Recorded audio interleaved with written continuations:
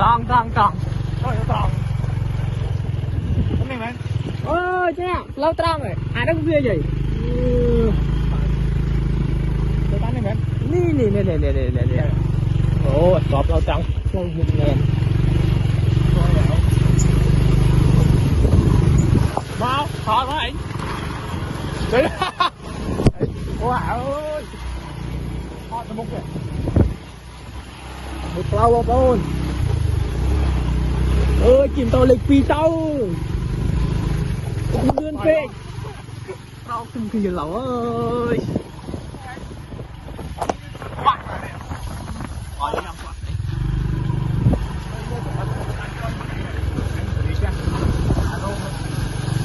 cả đủ cái cá ngon đấy chứ lúc đó nâng cây pho à tôi khát cho đâu gà đi nâng cho đâu à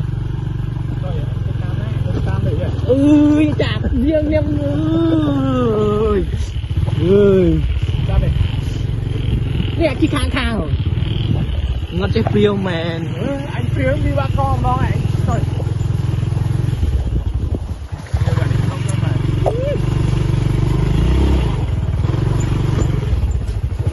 Mẹ ơi.